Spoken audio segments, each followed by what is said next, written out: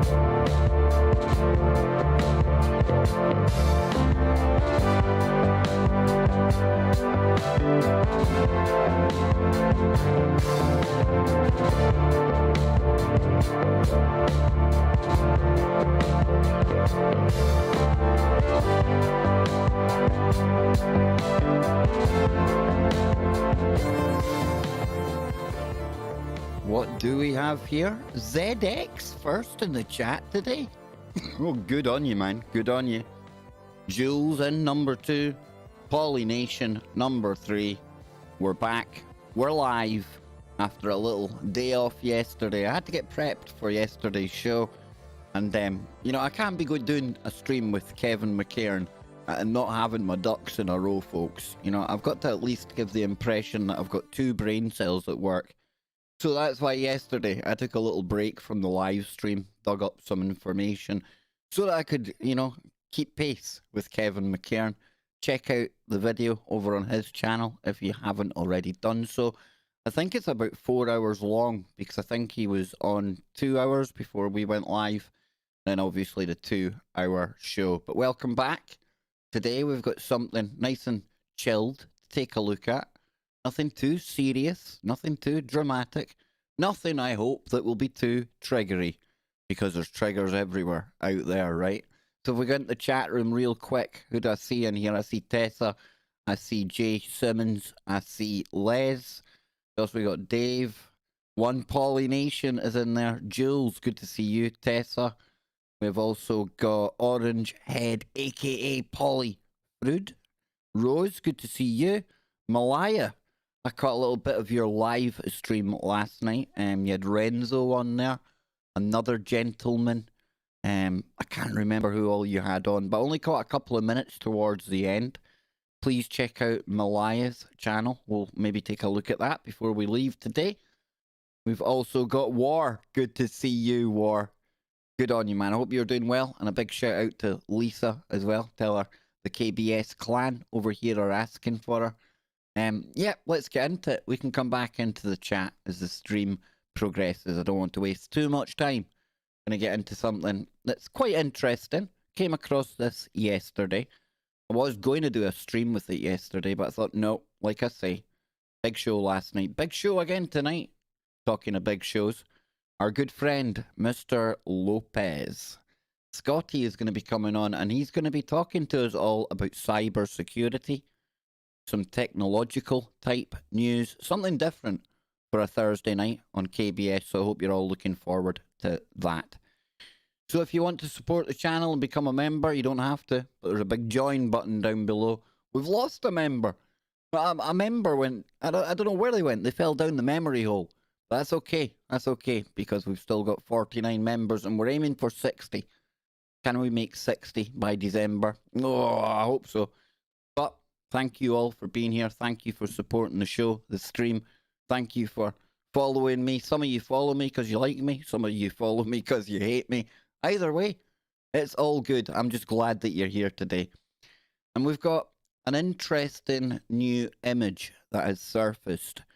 It's been attributed to Leonardo da Vinci, and it is said to depict the face of Jesus Christ.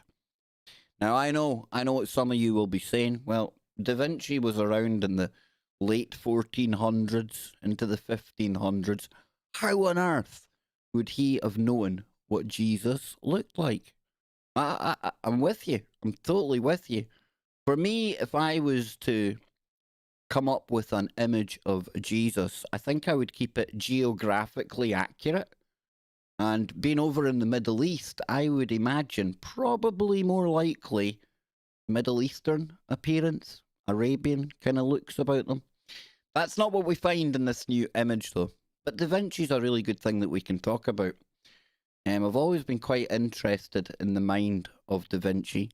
Everyone's seen the Mona Lisa, the Last Supper, we've all seen that.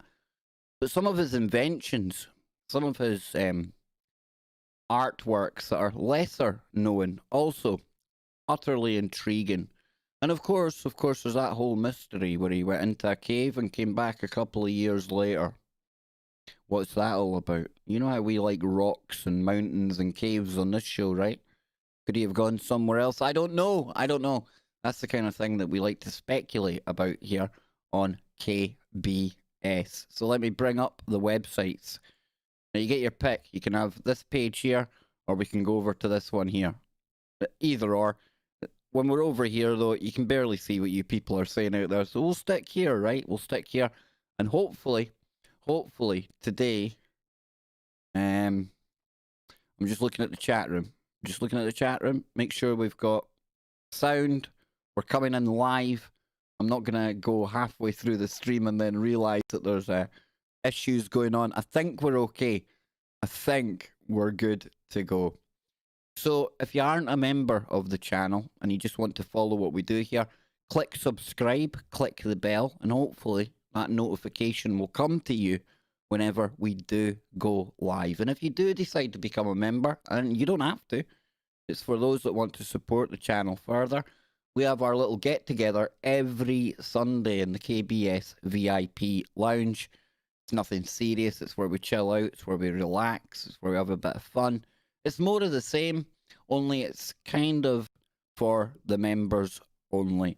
It's my way of providing that little bit extra for the extra mile that you've gone to support me. So will we take a look at this picture straight up, first off, before we go anywhere? Here we go. Now, here it is here. Now, before you all say it, I know there's going to be people that are highly skeptical. Da Vinci drawing the face of Jesus is highly subjective. He would obviously have been going by whatever descriptions may or may not have been going around at the time. Growing up, I always had a kind of problem when I used to go to Sunday school, when I used to go to church, and I would see all of these images of Christ looking very much like a Western person.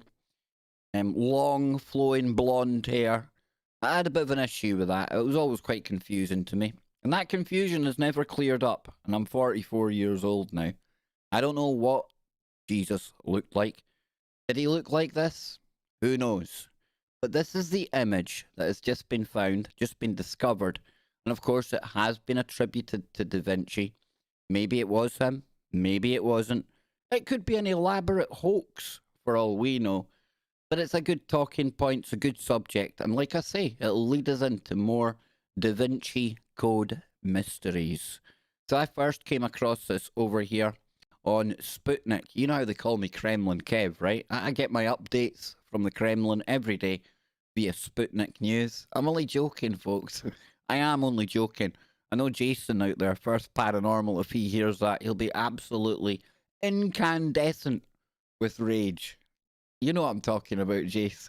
So it says here, Italian artist Leonardo da Vinci noted use of red chalk and drawing style have prompted a gaggle of scrutiny after a striking drawing was recently unearthed in Italy.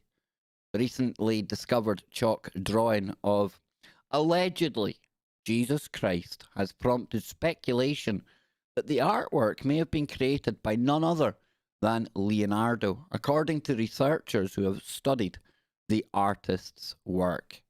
Now, currently in the possession of two collectors from Lecco, I think that's Lecco, Italy, the drawing is believed to be the unfinished work of Leonardo as a result of several similarities to his confirmed works, especially as it was sketched with the red chalk he is famously known for.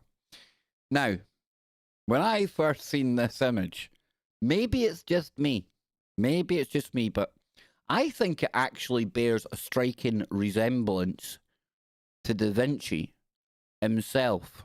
Now, we know in Da Vinci's artwork, he's a master of encoding hidden messages, mathematics, hidden images, all sorts of Easter eggs can be found if you know what you are looking for.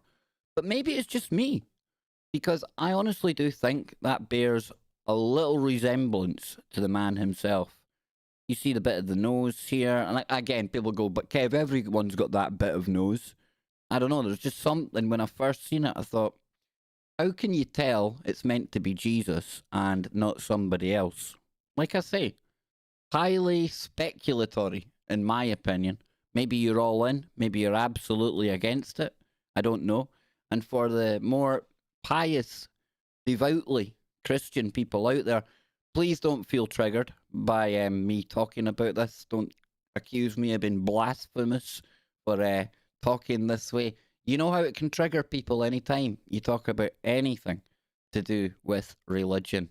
So it says, Annalisa de Maria, an art historian who has studied the image, told the Telegraph that other characteristics that confirmed the links to Leonardo include the drawing style of Jesus's eyes and beard, both of which match up with the artist's own self-portraits.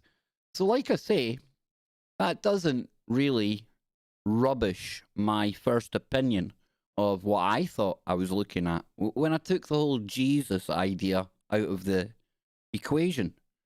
For me, it bears a striking resemblance to Da Vinci himself. But it goes on to say, additionally, the subject's posture is in line with Leonardo's frequent use of three-quarter perspective, in which he drew figures from a side angle, as is seen in the Mona Lisa painting and the Head of the Virgin drawings. Now this here, I believe, is Da Vinci himself, if I remember correctly. Yes, Leonardo da Vinci's presumed self-portrait. So if I take that over here, and I bring this over to here, let's just take a look if we start swapping them around. If this does load up. And of course, it's not going to load up now, right? So we've got that there, and we've got that there.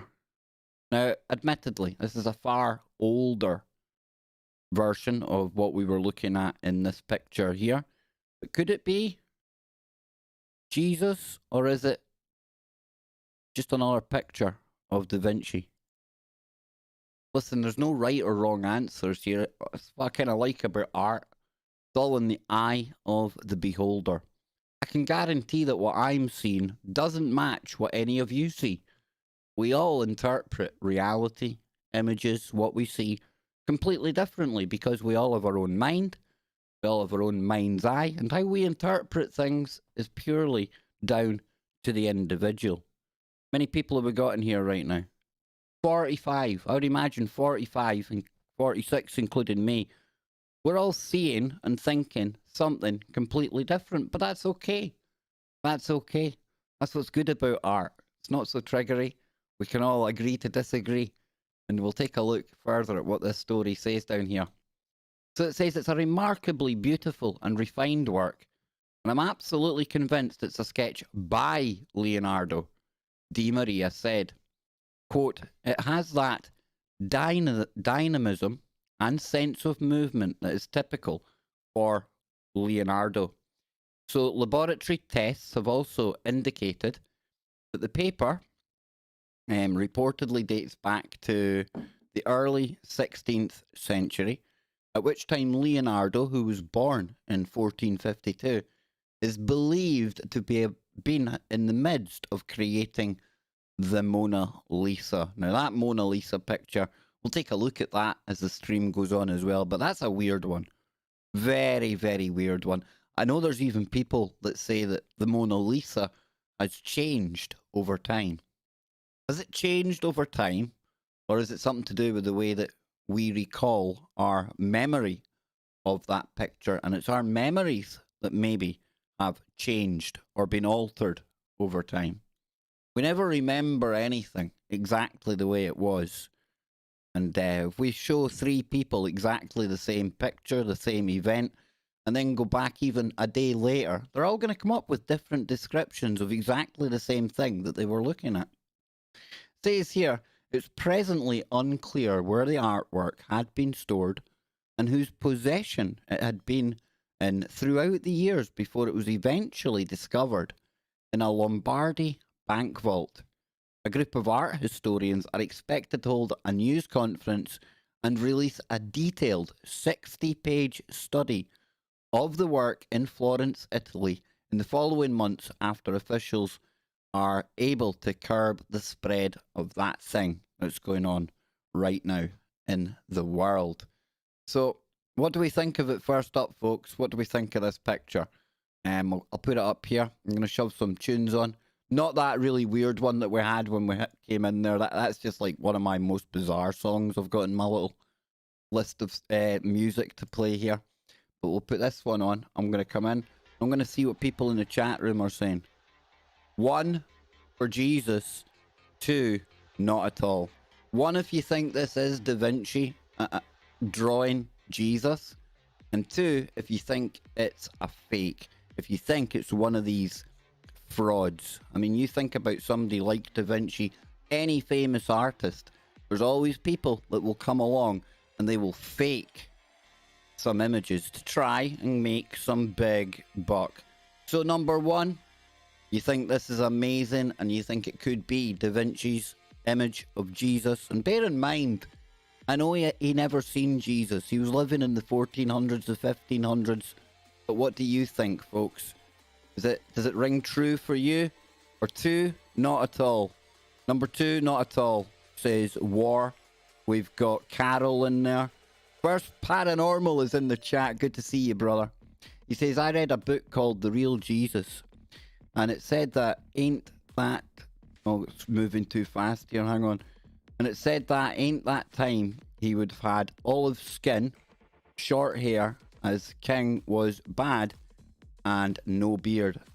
Jason, that's exactly the way that I've always kind of, or why I've always had a problem with the more traditional kind of images or the iconography that we see in churches and stained glass and any other place we've seen Jesus depicted.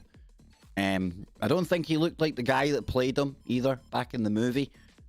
Is it The Passion of Christ? No, that was Mel Gibson. There was one before that. Trying to remember the name of the actor. But he never looked anything like him either, right? Okay.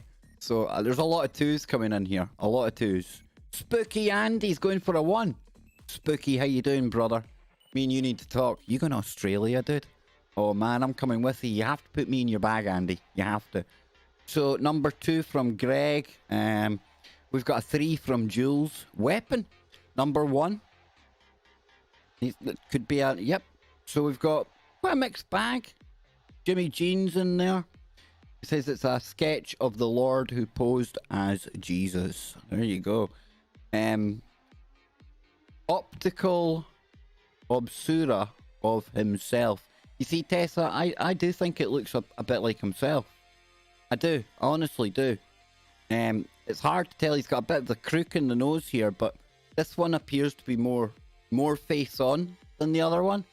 And you do see a little bend in the nose like we have here. Who knows, right? Who knows? But Da Vinci, interesting character, yeah?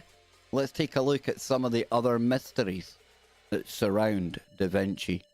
So it says here, people often say a picture paints 1,000 words. Oh, doesn't it just? And of course, those 1,000 words will be different to everyone that looks at it. Now, while that holds true for most pictures, Leonardo da Vinci's Mona Lisa has for centuries continued to evade the understanding of art critics, historians, and the public. Now, on display in the Louvre, the tiny portrait is often touted as the best known and most visited, the most written about, the most sung about, the most parodied work of art in the world. As such, a deeper investigation into the mysterious smiling woman on the canvas reveals much more than meets the eye. So if we take a look at this here, who is she? Or who is he? Is it a she or is it a he? I've heard people debating that before. So the true identity of the portrait sitter remains a mysterious aspect. The majority of thinkers believe that the woman to be a 24-year-old Lisa Marie de Gherardini, aka Lisa del Giocondo, an Italian noblewoman born in Florence in 1479. Her portrait was commissioned by her husband Francesco di Bartolomeo de Zanobi del Giocondo. Wow. I'm probably better at Italian names than I am at British ones. Go figure. So she lived a middle-class life with her husband working as a silk and cloth merchant. She conceived 5 children: Piero, Andrea, Camilla, Giocondo, and Marietta. Now, other hypotheses suggest that the woman in the painting matches the face of Caterina Forza, the Countess of Forli, and a most formidable foe in military operations. Another theory proposes the young lady to be the mistress of Giuliano de' Medici, the ruler of Florence, the bankers. Yep, that's who the Medicis were. Oh, yes, indeedy. You want to look for some bad bankers? Look no further than there, I'm telling you. Or Isabella d'Este, the Marquis of Mantua. Others have thought the woman to be a portrait of Da Vinci's mother, or Da Vinci himself, due to the similarity of the facial structures. So we've got that there. We've got that there. Well, that's maybe not the best one to compare, right? That one there. That one there. I don't think it looks like Da Vinci, to be honest with you. But that's just my opinion. So the smile. And this is the thing that I've seen people talking about. They say it's changed over time. But it still looks the same to me. But then again, I'm just one person and everyone sees everything differently. You know, I wouldn't be criticizing anyone out there who's got a different opinion from me or from you if you find somebody that's got a different opinion from you. Because, to be honest with you, this is very, very, very subjective indeed, right? And like I say, it's something that I hoped wouldn't trigger people. It's something not too controversial. And hopefully we can just have some fun. We can kick back. We can enjoy some of the inventions of Da Vinci as we go on as well. And I'm not going to read out all of this, but it says Mona Lisa's enigmatic, intriguing, and profoundly perplexing smile is perhaps one of the most mysterious elements of Da Vinci's oil painting. For 5 centuries, it's been argued whether she's smiling at all, whether she's happy, or whether she's sad. Professor Margaret Livingston at Harvard University suggests that the low spatial frequencies at which the portrait is painted creates a striking smile when viewers look into her eyes. And of course, they don't have the eyes there. So the secret codes. We all love a bit of secret coding, right? Bit of a mystery going on. We love the mysteries in here. So through the microscope's magnification of high-resolution images of the painting, Italy's National Committee for Cultural Heritage has revealed the presence of a series of letters and numbers painted on numerous features of the canvas. In Mona Lisa's right eye, art historian Silvano Vincetti states that the letters LV appear. Leonardo da Vinci? Anyone? Which is theorized to represent the artist's own name. Now, in the left eye, the unclear outlines of the letters C and E, or possibly B, can be viewed. The bridge in the background features the number 72. 72 is a very significant number. You find that number coming up quite a lot when it comes to religious type subjects. You've got the 72 demons of the Goetia, I think it is. You've got the 72 very pure people in paradise when it comes to the Islamic faith. So what the 72 is meant to represent in there, I do not know. Or the letter L followed by a 2 painted onto its arch. One may wonder what the artist intended when he mysteriously painted these letters and numbers in a form that was invisible to the naked eye. You see, that's kind of intriguing, isn't it? I mean, why go to these lengths to encode things into this image that you couldn't see with the naked eye? How does that even happen? What was Da Vinci trying to do? What was it? What story was he trying to tell? What message did he hope to convey throughout time? And Da Vinci was way ahead of his time, folks. Way, way, way ahead of his time. As we'll come to discover when we look at some of his blueprints for inventions in just a moment. So the unknown bridge. It says, the dreamlike vista behind Mona Lisa's head is often overshadowed by the allure of her face. But the three-arched bridge in the background begs the question about the exact location of the hazy masterpiece. I dropped a pic of the solution in Discord, says Jules. Give me a moment, Jules. Here we go. Jules, I'll bring that up. This comes from Jules out there in Chatland. I always thought that something was missing. The painting is now perfect. I like it. A cat in the picture would have been absolutely perfect. Agreed. Totally agree. Jules, I love you to bits. I really do. Hope you're having a good week and they're not working you too hard making your coffees over there. Oh, dang, I'll do anything for a coffee right now. I've got a cup of tea, but now I'm in the mood for a coffee because I just thought of Jules. Dang. We've got Malaya coming in and saying L equals 12, V equals 6, LV 666. Oof. You see, I love it. You see, this is the kind of thing I was hoping for when we talk about something like this. It says Italian historian Carla Glory suggests that the bridge featured over the left shoulder of the woman is known as Ponte Gobo or Ponte Vecchio, Old Bridge. It's situated in Bobbio or Bobbio, a small village in the hilly country south of Piacenza in northern Italy. And I know that's Piacenza because they've got a soccer team. Yeah, that's how I know most Italian names. It's because I watched too much Italian football when I was younger. Jason in the chat room, I think he would have been watching Gazzetta dello Sport, the Italian football, when Gaza was playing over for Lazio, things like that. That's where I learned my Italian, folks. Yep, purely via football. See, you learn something when you watch football.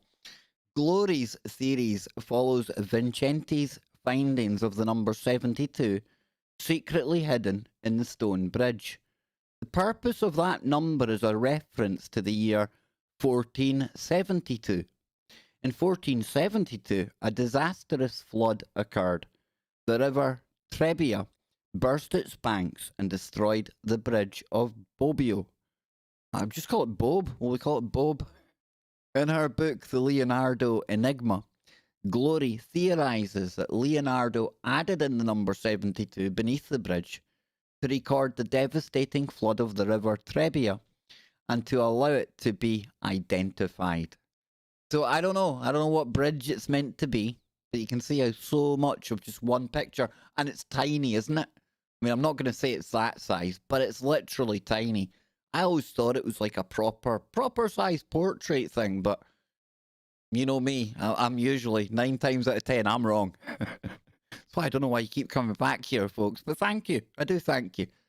An unsettling gaze. It's always the eyes that intrigue me and most people. How is it possible that our gaze seems to extend beyond the confines of the painting, but simultaneously it is directly held at the viewer?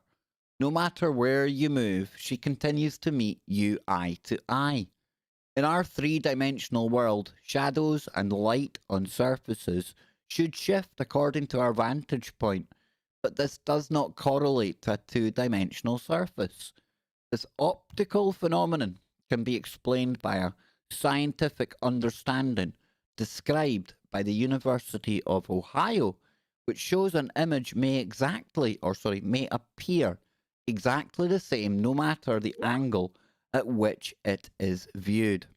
Unknown to Leonardo da Vinci, his masterful manipulation of chiaroscuro on the canvas creates an intensely realistic sense of depth in the interplay of shadow and light. Indeed, this phenomenon creates a perspective and gives the Mona Lisa her unsettling gaze. And there you see it again, she's looking right at you, look. Right at you. And at me. And, wow, 58 we're up to now. A big warm welcome to the 13 that have joined since we last looked at the chat. It says here, a hidden painting behind the portrait. Now, folks, I need to shove on the music for just a moment because I have got a new guest. A new guest lining up for the Kev Baker show. They've just got in touch with me there, and I don't want to leave them waiting. I'll tell you who it is on the other side. I'll be right back.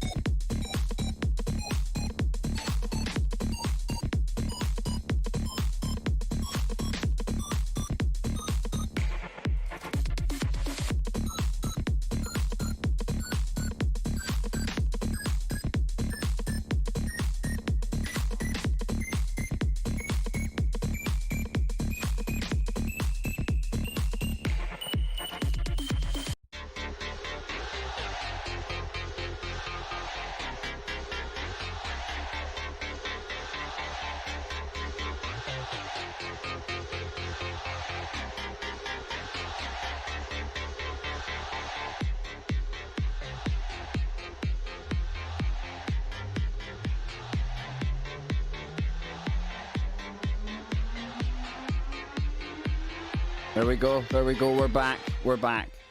So I will tell you who our new guest is going to be. Jimmy Jeans, if you're still out there, you're going to love this one, man. But I'm not going to tell you yet. No, that wouldn't be cool. I wouldn't be able to keep you till the end of the stream if I'd done that. You're going to have to stay tuned to find out the hidden guest that lies behind the Da Vinci stream. Oh, you see that? I'm even encoding other shows into my streams now. I've got the Da Vinci code going on.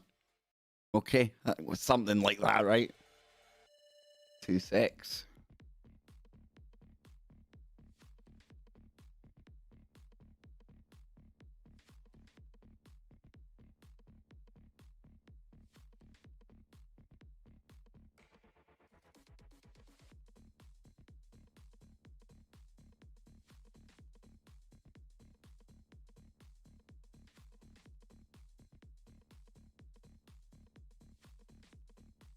There we go.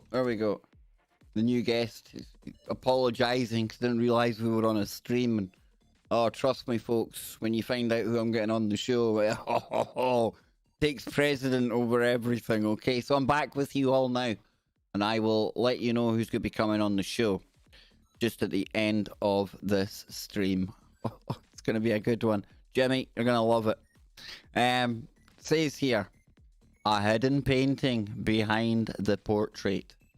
Now, using infrared and laser imaging on the Mona Lisa in 2006, scientists in Canada, big shout out to Canada. How you all doing over there? Polly, representing the Canada posse. You know, friend Nancy in Canada as well. Don Wiskin. Got a lot of Canada people that I really, really, really love and appreciate. It revealed that Da Vinci's rudimentary sketches, including a change of position in the index and middle fingers of the left hand. Through this, numerous discoveries emerged, such as the lace drawn on Mona Lisa's dress and the blanket on her knees extending to cover her stomach.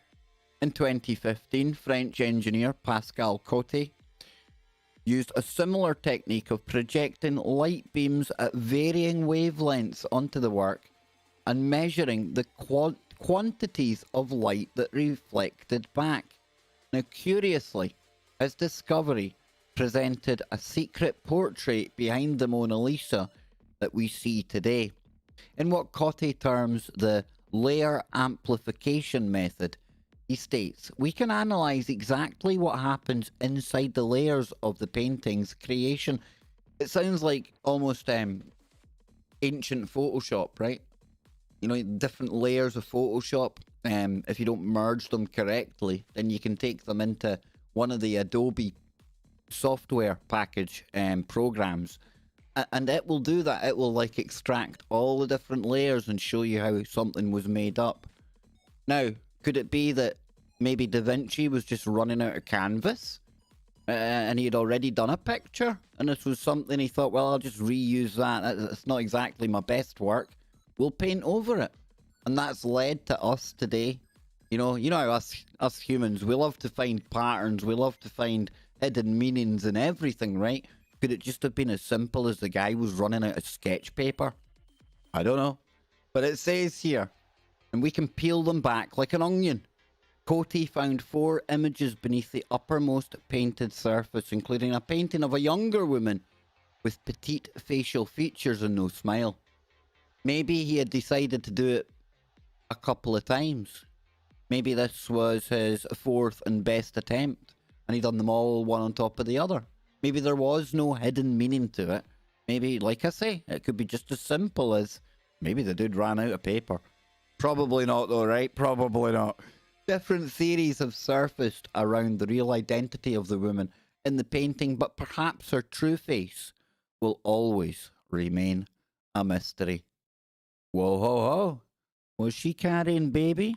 I know she was carrying a cat, in Jules' interpretation of the picture. The art historians who think that the woman is Lisa del Giocondo, or Giocondo, probably Giocondo, also believe that she was with child when Da Vinci painted her. Was it Da Vinci's child? Was it? We'll never know. Her arms crossed over her rounded stomach, as well as historical evidence that suggests Del Giocondo was pregnant for the second time when the painting was done, perpetuate the idea that the Mona Lisa was expecting. Furthermore, the infrared scans indicate that the guarnello, the veil draped across her shoulders. A guarnello is an overgarment. All good, folks. All good. We're good to go. We're confirmed. A guarnello is an overgarment made of linen and worn by a pregnant woman. It has been speculated that this veil could simply be a scarf or a piece of fabric hung around her shoulders. However, the Mona Lisa's hands over her stomach, the historically accurate timing of her pregnancy with that of Del Giocondo, and the similar use of guarnello on the pregnant Smeralda Brandini in Sandro Botticelli's portrait suggests that the Mona Lisa was mysteriously hiding a baby bump. There you go. So this is one thing that's always kind of fascinated me about this. I don't know how long this video is. Will we give it a whirl? Will we? Like 2 minutes. We'll just play a little bit of it. Okay, we'll get rid of the music. Probably the music's gonna mess us up. We'll speed it. Let's see. Yeah, it's just music. So this is where I was talking about the golden ratio, the Fibonacci sequence the other day. If you remember rightly, I'll speed this up a little bit. And there you can see it displayed here. You've got that absolutely ever-increasing arc that goes out. And if you look at the petals on a flower, if you look at the size of the bones in your fingers, if you look at the way that galaxies and solar systems and absolutely everything, as above, so below, nature tends to follow this golden ratio. So I don't want to play all of that just in case we get whacked with some kind of copyright claim. It says throughout history, the portrait of the Mona Lisa has been cited as an example of timeless beauty. It would be very limiting to suggest that the Mona Lisa's beauty and intrigue is restricted to only her gaze and her smile, as it seems to extend beyond these two features into a transcendental and ineffable beauty that is felt. And if you do follow that Fibonacci sequence, the golden ratio, that does lead to the most natural forms of beauty indeed. The golden ratio is derived from the length to width dimensional relationship of rectangles and is supposedly the most aesthetically pleasing proportion to the human eye. Present in natural structures such as the spiraled centre of sunflowers and the man-made columns of the Parthenon, the golden ratio was termed the divine proportion by Leonardo da Vinci himself. And when a rectangle is formed around Mona Lisa's face as per the ratio, her chin, the top of her head, and her nose are exactly aligned. The prevalence of this golden ratio in the artwork perhaps explains the mysterious intrigue felt by those who behold the portrait. Her proportions are deemed the most pleasing to the eye, producing a sense of natural balance and beauty. Who knew that mathematics could explain this long-held sense of allure? Take a look at it again. There you go. Is that a natural beauty, or is that a natural beauty? Ain't no AOC, but hey, I'm only joking, folks. I'm only joking. Come on. You know what I'm like. The stolen painting. The Mona Lisa was stolen in 1911 by an Italian employee at the Louvre named Vincenzo Peruggia. Some spell his last name Peruggia with a double G. He believed that the painting had been stolen from Florence by Napoleon Bonaparte and wished to see it returned to its true home. So was he really stealing it, or was he reclaiming it? I suppose that would depend on whether you're Italian or French, right? For 2 years, the location of the painting remained a complete mystery as media coverage worldwide speculated on possible reasons for its absence and its location. Then, in 1913, Perugia came into contact with Italian art dealer Alfredo Gheri. Perugia requested a monetary reimbursement from the Italian government in exchange for transporting the Mona Lisa back to Florence. So, I'm going to come down. The L Mona Lisa? Is that L? Or just the third Mona Lisa? The mystery behind the Mona Lisa's lopsided smirk has perhaps finally been cracked by Boston physician standing in line and waiting to view the tiny painting. Dr. Mandeep R. Mehra diagnosed Mona Lisa with a glandular condition as he noticed the odd details of her appearance, her sallow complexion, thinning hair, and misaligned smile. There you go. Now, Mera works as a medical director at the Heart and Vascular Center at the Brigham and Women's Hospital. He started stated his difficulty of appreciating art in competition with his keen eye for clinical diagnosis. Mera observed the presence of a small fleshy bump in the inner corner of the left eye, her thin and receding hairline, much like my own. This hat could become a permanent feature, folks. I think I'm going bald. No, I'm not really. I'm growing lockdown hair again. It is what it is. Her lack of eyebrow hair. Now, I don't know what it was like over in Italy back in the late 1400s, early 1500s, but I know that up to this present day in Glasgow, there's many a reason for why you don't have an eyebrow. Usually it's just the one that goes missing. I don't know if it happens in your part of the world, but there comes a time in a young man's life when you're out partying, footloose, fancy free, but if you fall asleep at a party, there's a good chance that the first thing you should do when you wake up is check that you've got both eyebrows. I know it sounds bizarre, right? It sounds weird. Why Scottish people do that to one another, I don't know. But yeah, if you fall asleep at a party in Scotland, there's a good chance somebody might just take an eyebrow off you.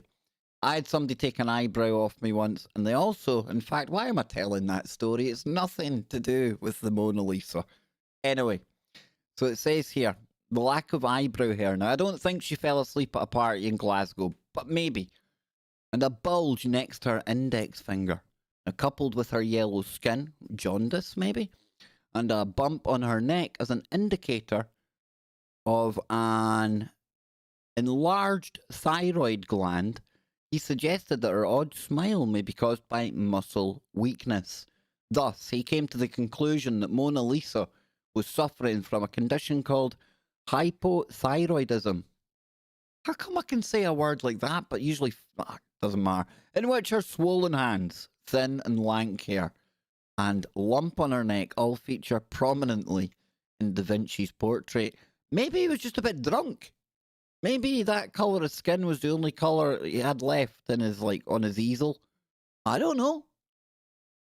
But probably more likely what this guy's saying, admittedly. Thus, he came to the conclusion, yep, we got that, Mera furthered his investigation into the historical conditions surrounding the women's diet and discovered that iodine-deficient food was commonly eaten in the early 16th century. As iodine is an essential nutrient with the role of maintaining thyroid health, the mystery of Mona Lisa's curious smile might finally be put to rest. I don't know if it has or it hasn't, but that's some interesting stuff right there about the Mona Lisa. And again, probably about that big, right? In fact, how big is the Mona Lisa? 73 centimeters. Okay, so it's definitely not that size, right? We're talking about what? A ruler's 30 centimeters long. So what about that? About that? Yeah, pretty small considering when you think about it. But no, not that size. I stand corrected.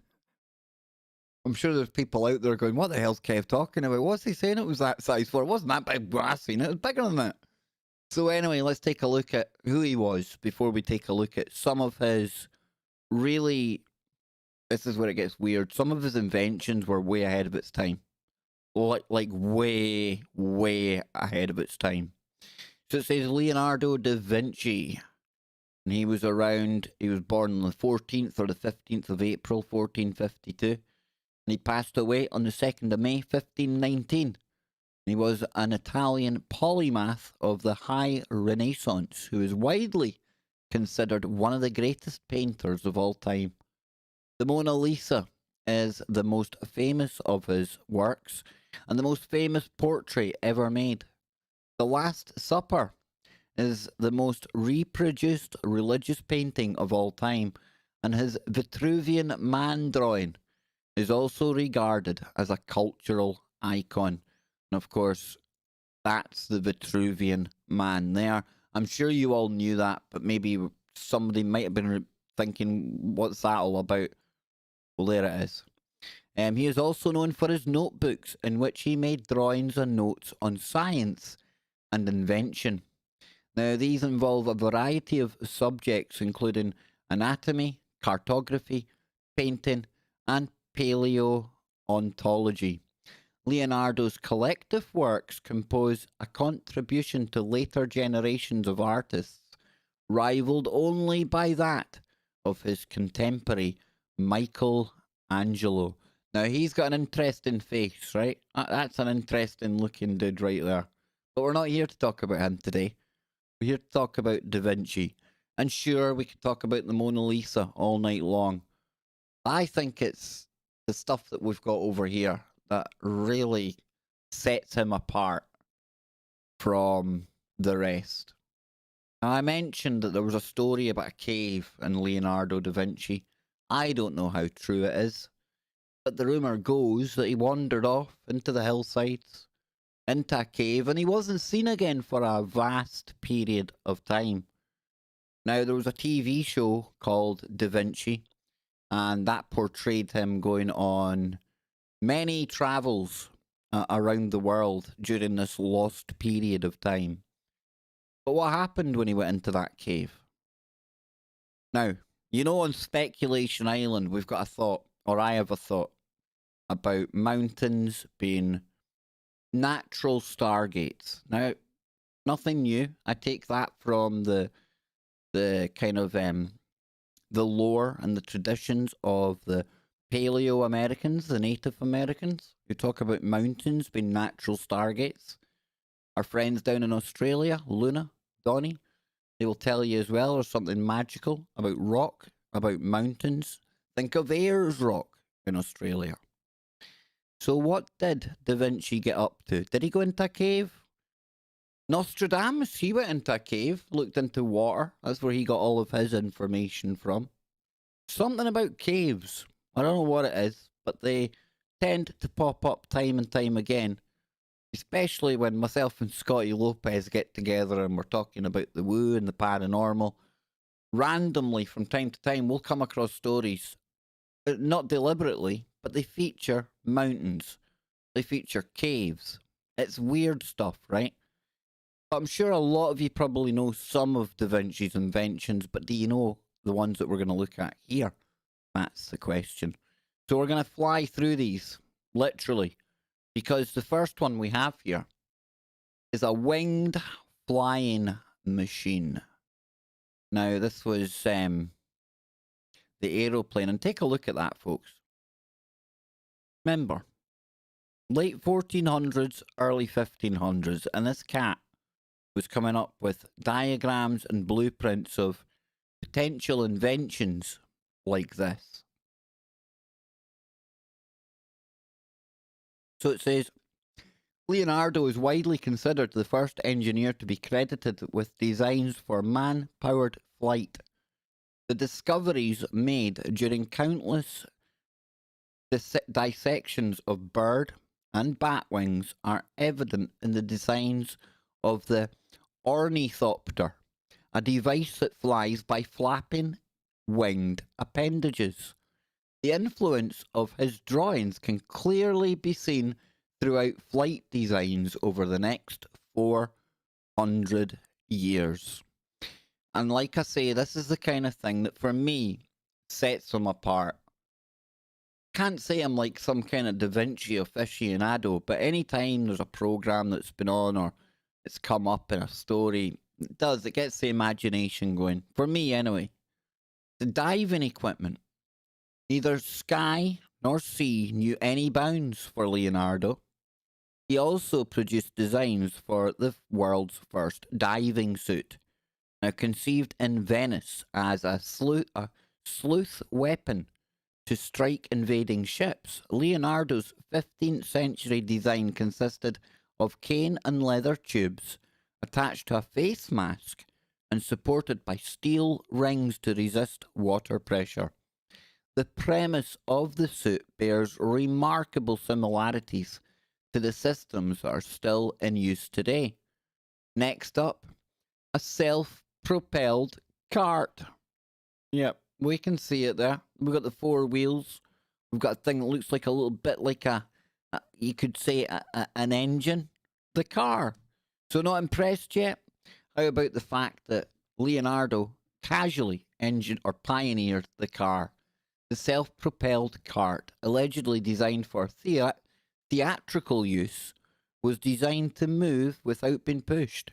Powered by coiled springs, it also featured braking and pre-programmable steering systems. Was he like making autonomous vehicles back in the day? He was certainly thinking about them. The anemometer. So it says, in conjunction with his studies of flight, Leonardo conceived a new design for the anemometer, a device that measures the speed of wind. Adapted from an original design by Leon Battista, Leonardo's additions made the device considerably more accurate. Always doing things with style, Leonardo's anemometer is also a beautiful thing to look at. The 33, interesting number there. 33 barreled cannon. Yep, automatic weapon. You see it there. This was depicted in the TV show. They had this in the Da Vinci Code. It says Leonardo was heavily preoccupied by the inadequacies of contemporary warfare, frustrated particularly by the time lag between rounds of cannon fire, caused by the necessity to reload. Leonardo devised a multi-barreled cannon that could be rotated to fire a line of cannons whilst another was being reloaded, an early ancestor of the modern-day machine gun. Way ahead of his time. Helical aerial screw, or as we call it today, the helicopter. The helical aerial screw, conceived by Leonardo in 1493, consisted of a spinning linen screw designed to compress air to induce flight, a mechanism similar to that employed by contemporary helicopters. And Leonardo's design is widely credited as the vertical flight machine. Crazy. A revolving bridge. Leonardo's revolving bridge was not just an engineered marvel and a huge innovation in warfare, but also a curious example of a flat pack design. See, he was way ahead of IKEA. Designed in the 1480s for the Duke Forza, the bridge allowed troops to cross rivers quickly and could easily be packed up and transported for use elsewhere. A parachute. Now, although the first parachute is frequently credited to Frenchman Sebastien Lenormand in 1783, evidence has been found that Leonardo got there first. A sketch of his is accompanied by the annotation, "If man have a tent made of linen of which the apertures have all been stopped up, and it be 12 brachia across and 12 in depth, he will be able to throw himself down from any great height without suffering injury." No prizes for guessing that Leonardo got it pretty much right. She was talking about a square kind of, call it a sheet, you know? That would be enough to trap the air, slow you down. And a robotic knight? Yep. Yep. Eat your heart out, Geordie Rose. I'm telling you, man, dude was way ahead of the curve. Very few of Leonardo's designs ever made it into construction, but there is evidence that this one did, and was displayed to the delight of the court in Milan in 1495. The robotic knight was an early example of a humanoid automation, which was operated via a series of pulleys and levers that mimicked Leonardo's anatomical observations of the human muscular structure. So, yep, pretty cool, right? Pretty good, pretty groovy. Let me shove on some tunes, folks. I'll be back in 1 minute. You can talk it out in the chat room, and I'll come over there and I'll see what you've all got to say for yourselves. Then we'll start to wrap this up. I'll tell you who's going to be coming onto the show in the very near future, and we will get ready for Mr. Scotty Lopez coming up in 28 minutes time.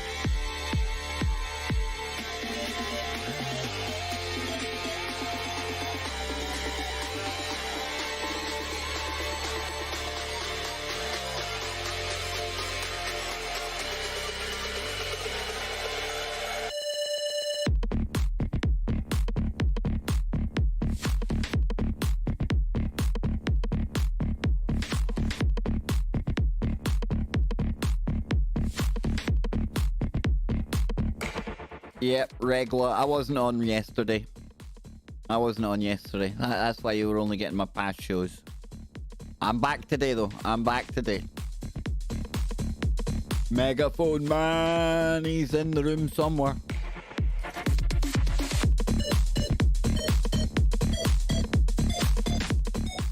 I know, Tessa, I don't want this Glaswegian Scottish crazy thing of people shaving their eyebrows to catch on. But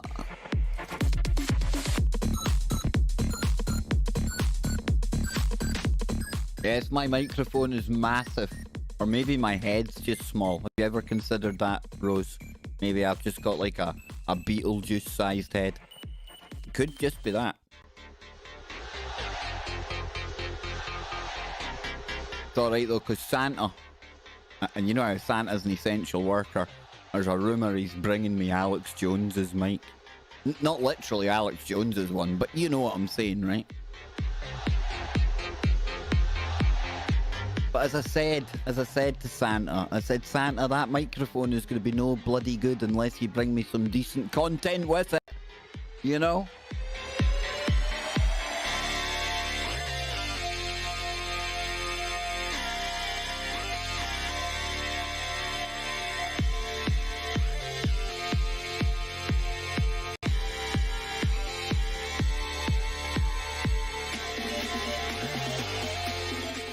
That music's growing on me. No, it's not. It really isn't growing on me at all. But are we ready to find out who my new guest is going to be? Maybe it's just me that's super excited about it. Got a funny feeling Jimmy Jeans will know who this is. I know my good friend Nancy knows who this is. She's read some of his books. You'll know that over the course of the show, we have often spoken about social media and the way that they are able to manipulate us. And they know more about us than we know about ourselves, okay? I know that's a really strange thing to say, but they're able to glean insights into us that we don't really appreciate that we possess. And one man out there who knows more about this, who knows more about Cambridge Analytica and all these types of companies that do the data mining and are responsible for a lot of the mimetic warfare that we live in today, or live under, is Neil Sanders. Neil is going to be coming onto the show in the very near future. He's going to be sending me his book about Cambridge Analytica. I'm going to digest that, and we are going to get Neil live on KBS. He's another British guy. He's really cool. He's really intelligent. He talks a lot about mind control. You can see some of the works that he's done down there. I am really, really, really looking forward to that one. I've heard him talking a number of times. And I want to give a big shout out to John Brisson, of the John and Lee show. John and Lee were on my show recently. We were talking about a whole host of things, including the troubled teen industry. Please check that out. I think it's up over on We've Read the Documents. But Neil is going to be coming on and speaking to all of you about everything he knows about big data, Cambridge Analytica. And for people using Parler, have you jumped onto Parler yet, folks? Word of warning.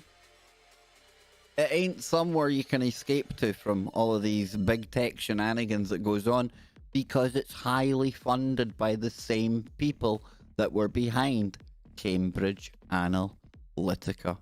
So yes, with that said, let me come over into the chat room.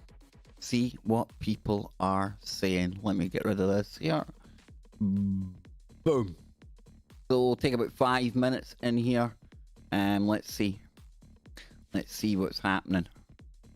I love it when everybody says hello to Kev, because I just believe it's all directed to me and my ego.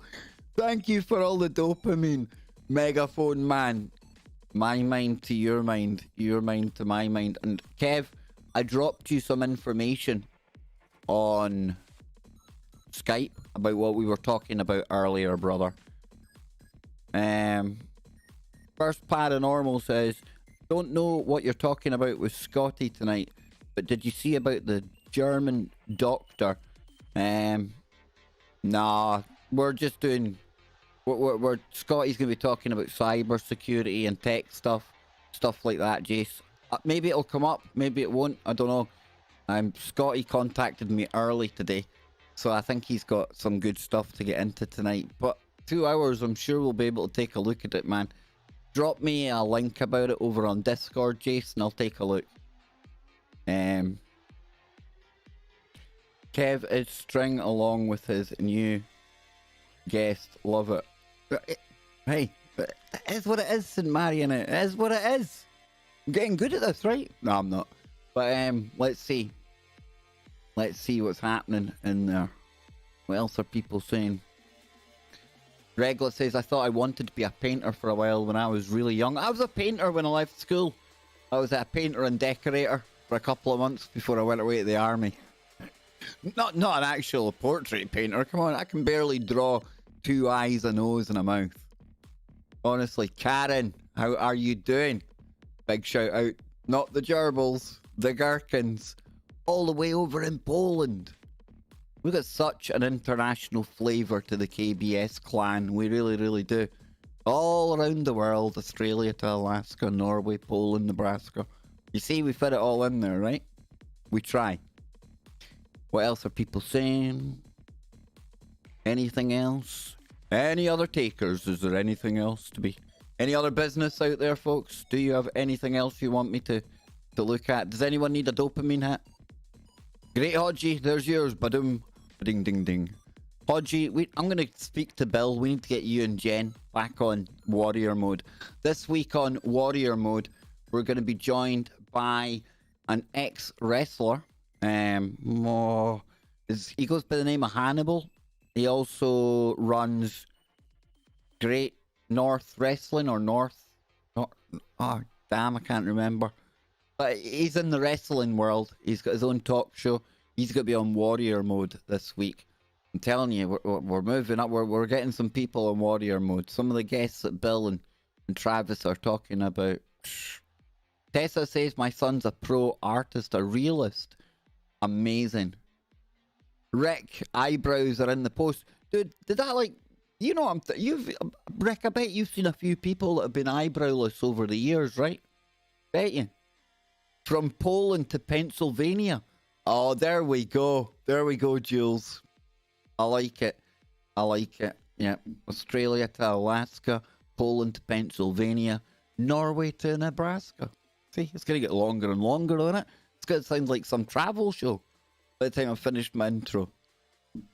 Give me dopamine says 108. There's your squirt, man. 108, 108. Big shout out to 108. It sounds like an area code, man. Yeah. He's in the London Gallery. That is awesome, Tessa. You were not able to get the guest I suggested to respond, Kev. War. I'm not going to lie to you. Totally went out my head. Totally went out my head, dude. So I remember who you'd said, so. Pen. There we go. So war, I did forget. I will correct that. Stop placating to the megaphone man's ego. How is he going to get through his portals with such a big head? Exactly. Tessa, hats off. I would take my hat off, but whoa, it's unbelievable under here. He's ready to come on whenever you want. Okay, War, know what to do. If you drop me his email on Discord, then I'll email him tomorrow, first thing, and we'll get him on. How's that sound?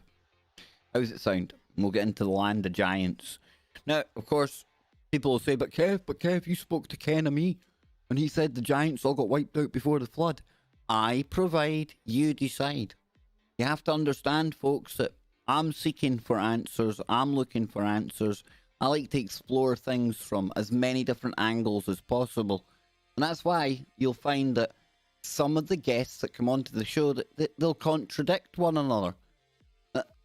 That's the nature of looking at all sides of any particular subject. And in the end of the day, what does it say on my very glitchy title there? I provide, you decide. You're the most important person in your quest for the information. I can't tell you what to think. I wouldn't even dare suggest what you should think. It's up to you what you make of any of the information out there. There's going to be some guests you love. There'll be some guests you hate. But you have to appreciate that we have to look at things 360, 720, upside, downside, all around it. And even then, do we get closer to the real signal in amongst the noise? That's why it's great having a podcast in the year 2020. That's why I love having all of you people on board. About time, no, Jason. No. The first one of those, no. I just couldn't. You know why I couldn't? Because the amount of times I've heard that guy saying, "This is the last time I'm coming on air. The times are getting really hard. We're near the end, folks." Well, yeah, we're near the end. Good on him. No, he won't be coming. I'm only being honest. I don't want to sit here and go, yeah. I'll try and get that cat on and then come off here and go, hell no. Jules is going on au natural.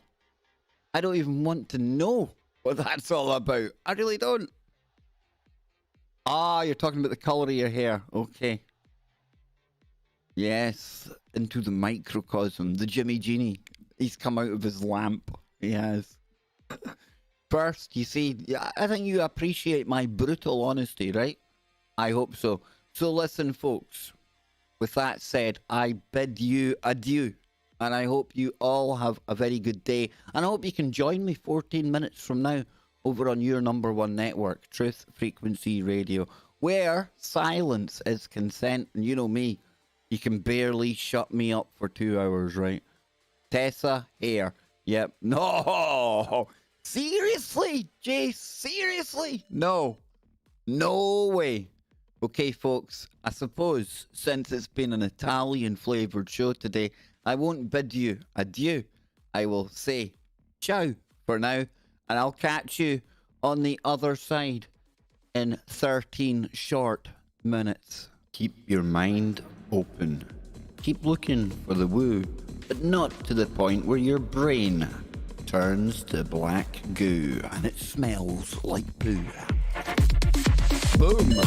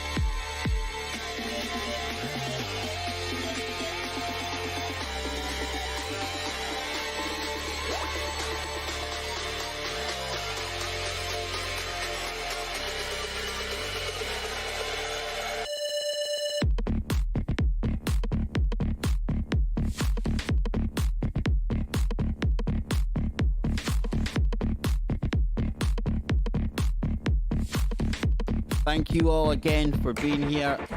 Hit like, hit share if you care. I'll be back tomorrow with no hair. I only said that because it's rhyming. I do have lots of hair. Lots and lots of hair.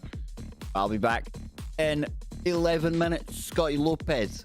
He is on the Skype. He is waiting. All we need now is all of you. Will you be there? Do you dare? I think you will. Catch you soon.